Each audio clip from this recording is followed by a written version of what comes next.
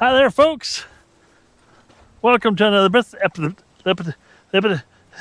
an epidemic.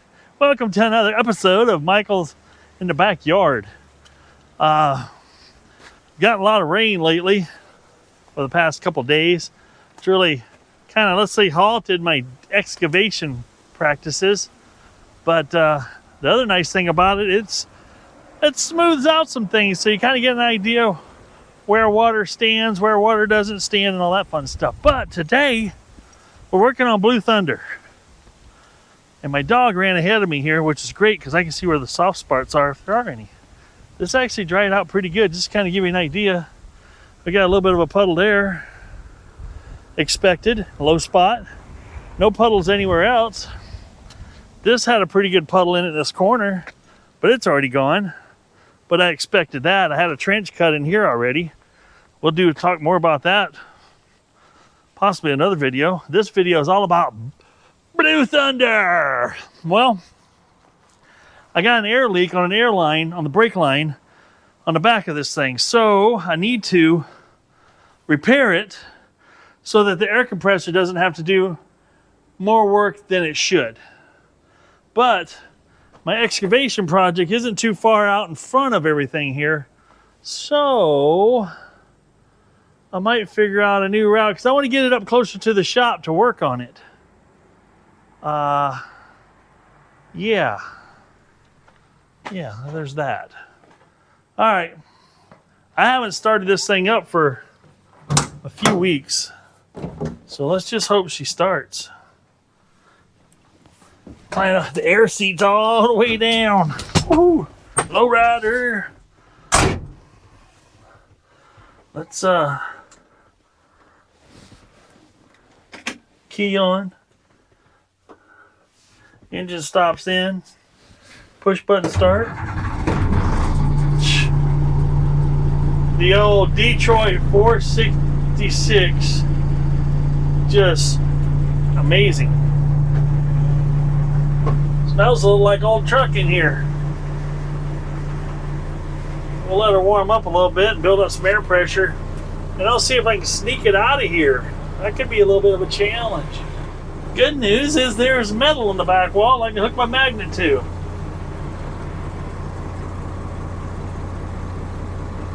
We're gonna fix an airline right now, and we're gonna change the engine oil. But I'm on a time crunch right now because it's right at 4 o'clock. Or before 4 o'clock, I'm home. I'm gonna get this out, lift up the dump box so I can get easy access to the air line, take the air line off, run to my Napa store, see if they can match it up with something. That's the game plan at the moment. The air pressure would come up a little quicker if it wasn't trying to overcome, let's just call it a leak. Not to mention, it needs to be working properly so the brakes work properly. I'm scared to drive through this one spot ahead of me here because that's recently saturated. So I'm going to see if I can ease out of here and kind of finagle my way on let's call it less excavated ground, because this thing's like a pickup truck, 2-wheel drive pickup. It's pretty much useless on slippery stuff, even though it's a big giant truck. And we're moving. Look out. Mirror's clear, everything else is clear. Antenna makes a little noise, scares me every time. Now, how soon can I turn? I should be able to turn here, I think.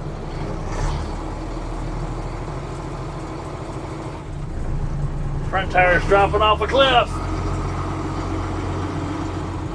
Oh, I think we're gonna be all right. That's a heavy truck. Believe it or not, this thing weighs about 2,000 pounds more than Big Mo. Big Mo weighs 11,400 pounds, just to give you an idea.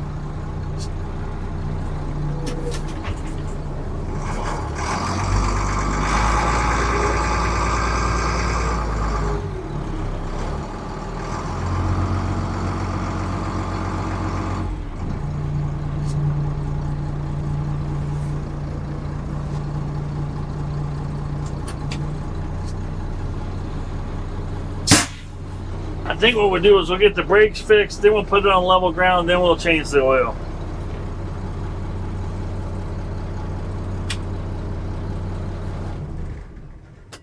Whoops, should have left it running. I want to raise the box.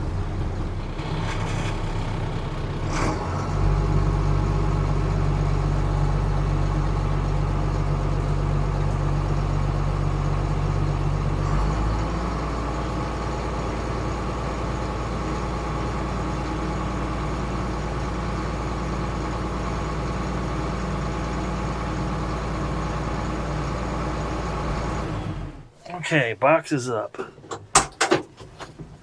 if I can dump out of here. Oh yeah. Oh yeah. So now that we got the box all the way up, I got easy access to the air lanes under here. But before I do that, I've got to put something here. I got a piece of pipe I put underneath this box to support it while I'm under it, so I don't get this is called cut in half. Many people have died that way. I don't want to be one of those people. I can avoid it. I've got me a piece of pipe, 2-inch square pipe, 1/8-inch wall, pretty strong stuff here. Oh, I'll grab that.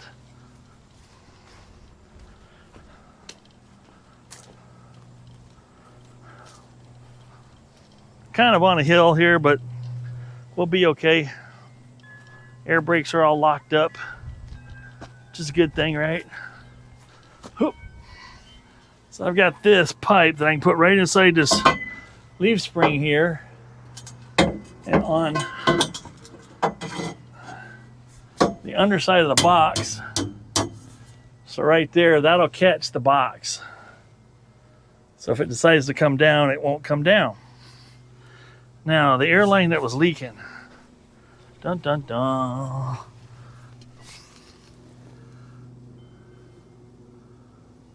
Which one was it? Which one was it? It was on this side. I think it was this guy here. I'm pretty sure. Maybe I'll start up and see.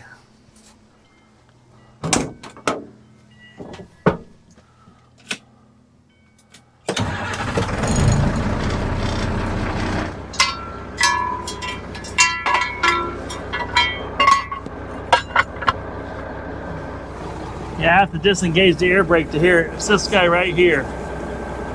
She's just hissing away. The rest of them are holding for now. So I want to replace that one. And why is this one wiggly? That one shouldn't be wiggly like that, should it?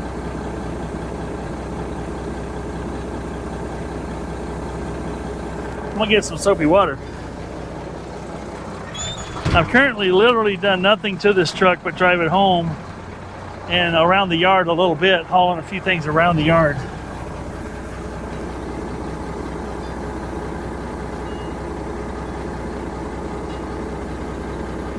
How does that not leak when it's not tight?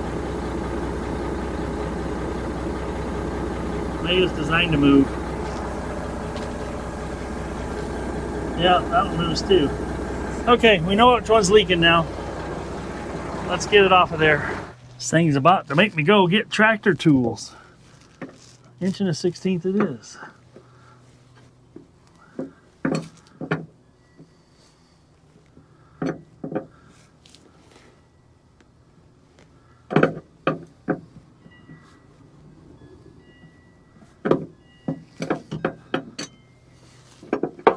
One of these is a slip joint. Ugh.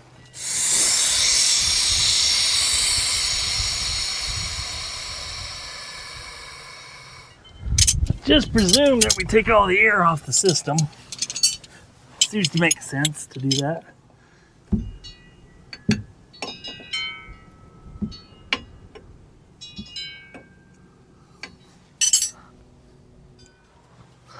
All right, I got the bottom line loose. Now I can actually get this one out and roll it around. So bottom one has a slip joint, swivel joint type situation. All right.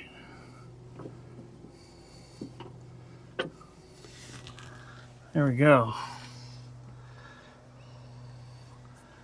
We'll get this one replaced, see what that costs, because I got 3 more I need to do. I'd like to do. They're just not leaking at the moment.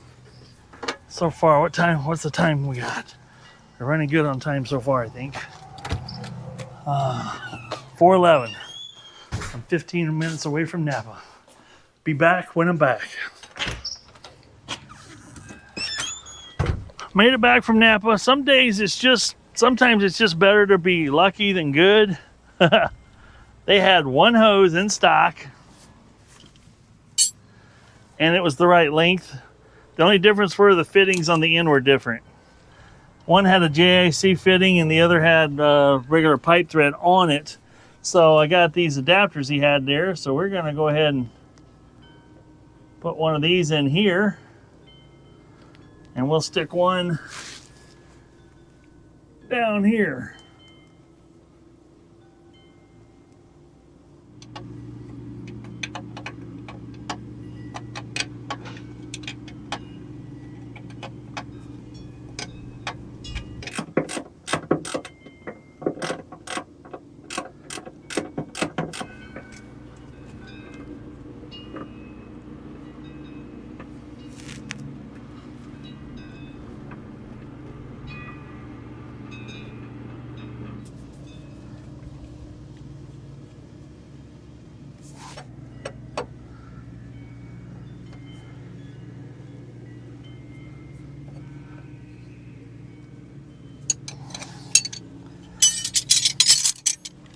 There we go, sweet new airline. Go throw my wrenches back in the shop. Meantime, let's fire it up and let it build up some air pressure.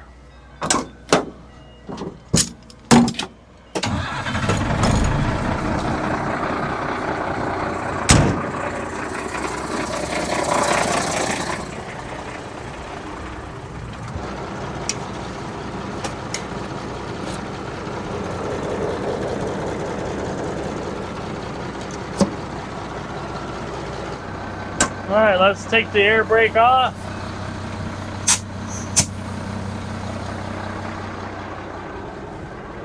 I don't hear any hissing.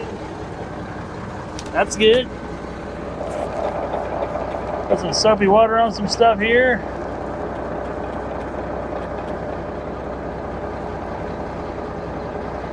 Bubble free, baby. Well, that task is done. Now we can move on to changing the oil. Never done it on one of these.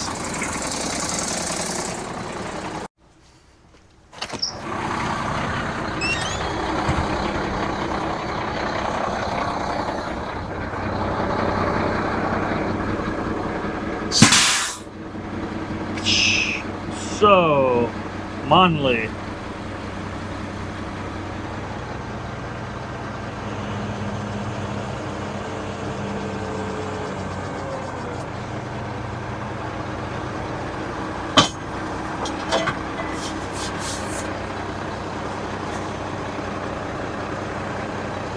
Let her down.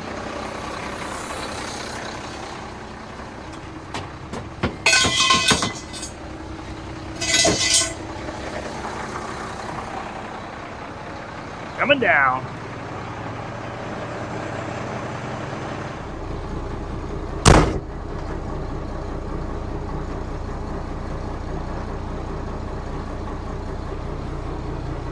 All right, boys and girls, let's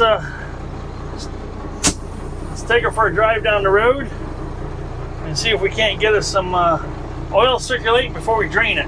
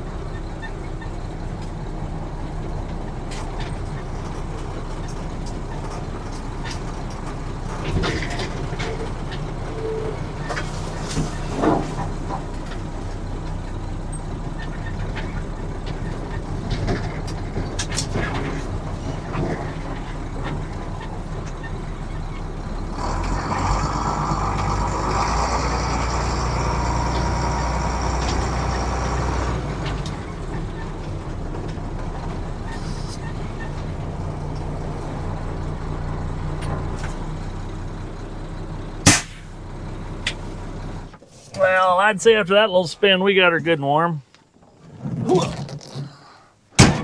Time to change the oil.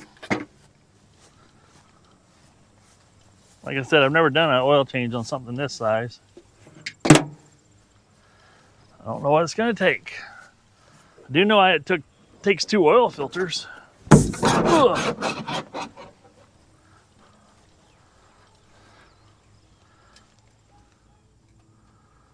And they're way back there, underneath, so we have to get underneath there. Well, folks, I didn't get to film the oil change, and you know, it's just an oil change. Drain the oil, put the oil back in it, change the filter. I'll walk over here and show you something real quick. But I bought a 5-gallon bucket of oil to change the oil, and this is exactly what I drained out of it. It's a plumb dumb full 5-gallon bucket of oil that I drained out of it. So I'm glad I bought the 5-gallon bucket to put back in. We pre-filled the oil filters, and then we also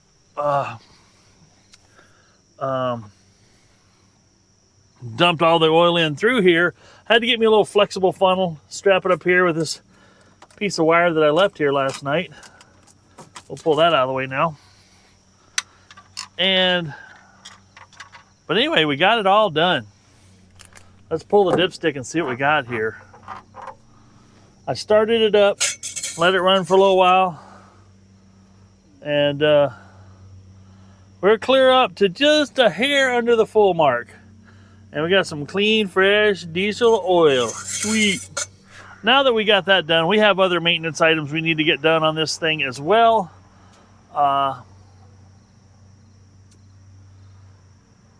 Just looking things over here, looking at the compressor here. That's a good sized compressor. This thing's got 5 belts on it, 2 around the power steering that also go around the fan and water pump, and 2 that goes just from the water pump. Let's go around the other side.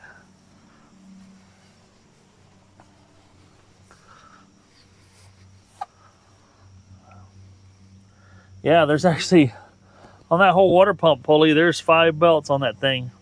And it looks like there's room for more. Not really, no. There actually was one more groove there. Not sure what that would run. Maybe the AC that it doesn't have? Probably not. It has these wing windows that you can flip around backwards. So I power washed this a while back, and it looks like we need to tighten up this here. We've got, this thing is so stiff. That stack of springs is just something else. But we'll need to change the fuel filters eventually. But I was just so happy to get the oil changed. I haven't looked at my fuel, but I haven't driven it much either. Most of the driving I did was yesterday. She's still up there near the top, fuel-wise, which is awesome. No air leaks. The nice thing about the airline being fixed is the pressure stays up better on my brakes, which is very important. A very important feature, being able to stop.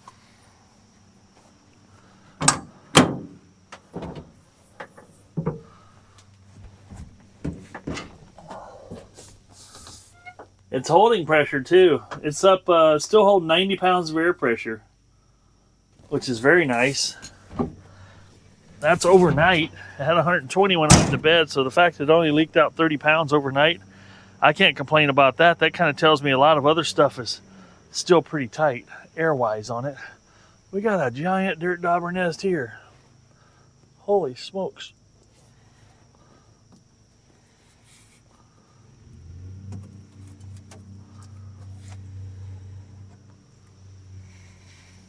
Be gone. How are we looking on power steering fluid here?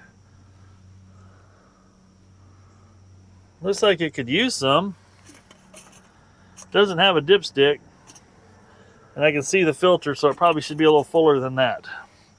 So we'll pay some attention to that. I'm kind of curious what kind of fluid is supposed to be in there. Is it just regular power steering fluid, or is this like a hydraulic fluid for this guy? All right. Golly, that's like we could replace these air lanes as well. Look at that one, it's all frayed out. We're just going to have to get after all the rest of the airlines on this thing, because we definitely don't want to lose one of these. You lose an airline, your brake locks up. That's not good.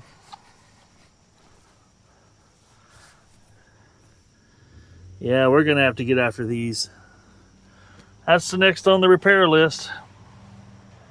Get we got 3 more brake lines in the back to replace, and then these 2 up front. Everything else is more of a hard line, not a rubber line or flex line. We're gonna have to get the grease gun out. We're gonna grease all the joints on everything. But I am so happy to get the diesel oil. I'm happy to get the engine oil changed. Gosh, I can't talk this morning. All right, we'll be back when we do a little more, because what I got plans for is this. I've got a lot of dirt to move from one side of the yard to the other, and instead of running the backhoe back and forth and wasting a lot of time there, I can just park this next to where I'm digging, dump into it, and dump 5 or 6 buckets, 10 buckets. I don't know how many buckets it's going to take. Guys, place your bets and make guesses now, but that way I can then move and dump a whole pile at once and be more efficient about my digging and excavation stuff. Oh, that was a neat sounding bird. All right. We'll be back when there's more to do. I'll be honest with you. It's been a few days since that segment of the video you just watched. It's probably a week later. Obviously, since the, let's just say the rain, it rained and made things wet. It's dried out quite a bit. I've gotten some more digging done, but now I need to Blue Thunder to jump into action, but I can't in good faith jump it into action without greasing all the stuff, because I haven't got that done yet. So let's fire it up and let's get it greased.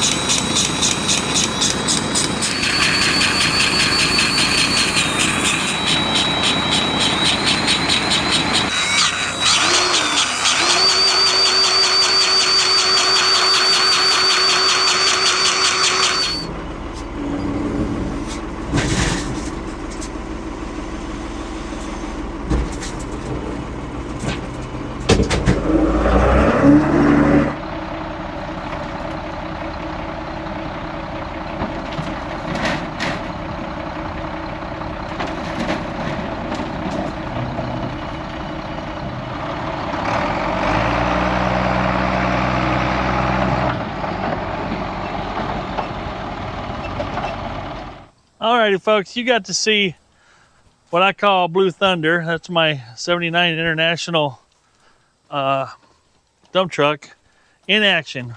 We got most of the grease done, as you saw. I ran out of grease. I buy the Red and Tacky Lucas by the 6-pack to 12-pack right now, because every time I go to lube up Big Mo, it usually takes about a tube of grease to grease every joint and zerk on it. So, and you have to do that every 8 to 10 hours, according to what the specifications are on that. Now, the truck's a little different animal. It obviously can go more than 8 to 10 hours between greasings, because it doesn't necessarily operate in the exact same environment. But I got another video coming out showing some more of my excavation stuff that I've been doing. There's a lot more to come. Everything worked really well. I was really happy with the truck. Between loads of hauling loads in and out of the area here, I left it, I don't know why, what was the camera doing? What was my right hand doing? But anyway, I left it idling between loading it and dumping it, loading and dumping it. 2.5 hours of idling. I have no idea how much fuel it consumed. I haven't looked in the tank yet. The gauge didn't really move at all, but these things don't consume a lot of fuel when idling. But it's down on the tank a little bit. Now you can't see in there. Many hours of yard work left in that fuel tank for sure. Now this one I can't use off-road diesel on because I can take it on the road, and if you get busted using off-road diesel on the road, you get in a lot of trouble because you're not paying the road tax. But the truck worked well, the dump worked well. I did about 9 loads with it. Follow in the next video, we'll show more. I got some footage of some droneage and some more dump truck action and more time lapse from the building of what I did out here in my parking lot area. And that'll be on the next video, and I won't make you wait a full week for that one. I'm gonna get this one out, and then I'll probably maybe dump the next video out Sunday even. So appreciate everybody that watches the channel. Don't forget to like and subscribe if you haven't already. Leave some comments as to what more stuff you'd like to see. Are you enjoying the excavation stuff that I'm doing? I've got a lot of, let's just say there's a lot of yard work to do yet. Basically I'm creating my own parking lot to be able to put the trailers and boats and stuff like that in an organized fashion in an area that is where I can park it and don't have to chalk the wheels. That'd be a big win, because everywhere else right now, before when there was all concrete in this area, you got to put stuff behind the wheels or it just rolls down the hill. Well, I'm knocking off some of the knolls on the hills here, giving me some flat area to work with so I can actually not worry about stuff rolling down the hill and getting away from you. You know what I mean? I appreciate everybody. Once again, I want to thank you all for watching, tuning in, liking and subscribing, and leaving comments. I try to respond to every comment after a video comes out. Sometimes some of the older comments it takes me a while to get back to. And I apologize if those are a little slow to get back to, but it's been a hot couple of days. Nice thing is that whole 2.5 hours I had that truck running and idling, it never went over 160 degrees. My first time owning a big diesel truck like that, I'm assuming that's okay, because you don't want it to run hot. And it was 96 degrees out last night when I was doing all that work. So this is Michael saying, if it ain't broke, fix it till it is. Be good to one another, and I'll see you on the next video, if I'm lucky.